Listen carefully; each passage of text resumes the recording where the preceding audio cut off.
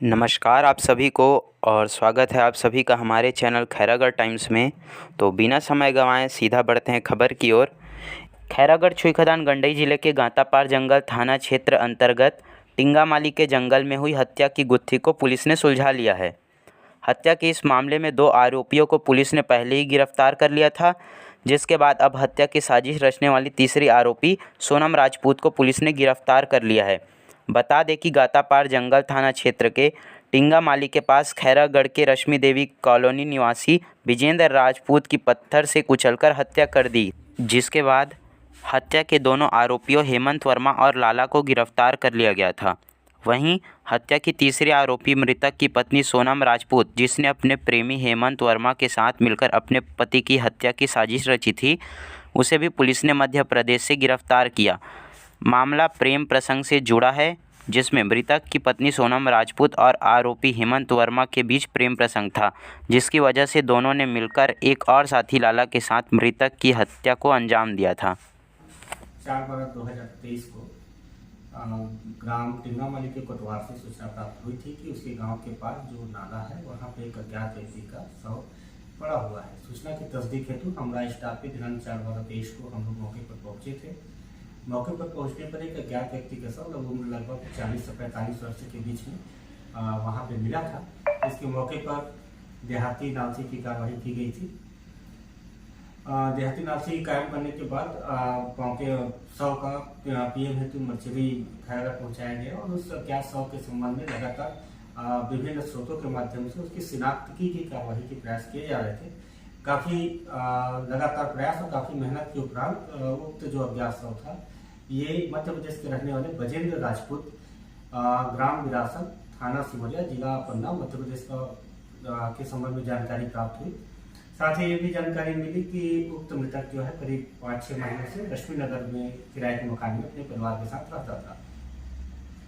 शिनाख्ती होने के बाद पश्चात उसके पीएम कराया गया। पीएम में डॉक्टर साहब के द्वारा मृतक की मृत्यु हत्या होमोसाइडल होना बताया गया, जिस पर अपराध क्रमांक 67/23 कायम कर विवेचना में लिया गया था। विवेचना के दौरान हर पहल वरिष्ठ अधिकारियों के मार्गदर्शन में और दिशा निर्देश में लगातार एक विशेष टीम बनाकर प्रकरण की विवेचना बारीकी से की गई। हर पहलुओं पर बारीकी से विश्लेषण किया गया।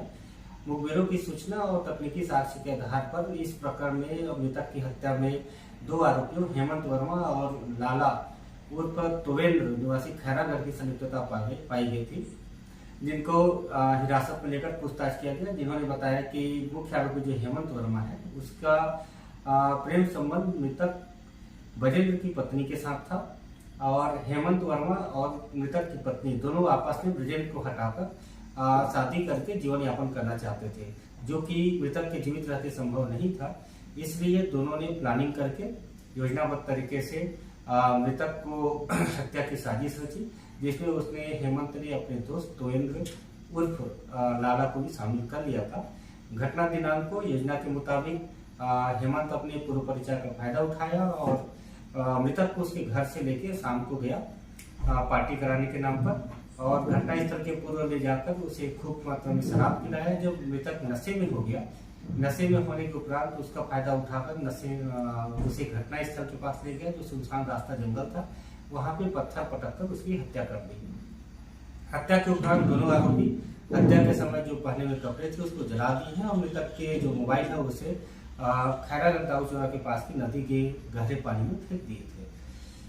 तकनीकी साक्ष्य और प्राप्त अपराध सबूत और अपराधी के स्वीकार करने के पश्चात आरोपी को गिरफ्तार किया गया और रिमांड पर भेजा गया।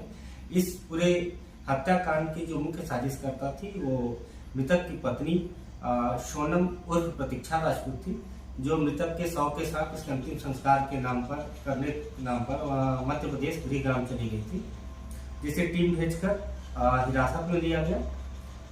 मध्य प्रदेश से मृतक की पत्नी जो मुख्य साजिश करता है इस पूरे हत्याकांड की, वो भागने की फिराक में थी, जिसे मध्य प्रदेश से जाकर हिरासत में लेकर आया गया। उससे पूछताछ की गई। पूछताछ पर उसने भी यह बात स्वीकार की कि मृतक जो है उसे आईटी शराब पीकर मारपीट करता था, प्रताड़ित करता था और इसी दौरान इसका प्रेम संबंध मुख्य आरोपी हेमंत वर्मा से हो गया, और जिसके कारण ये अपने पति को रास्ते से हटाकर हेमंत के साथ शादी करना चाहती थी।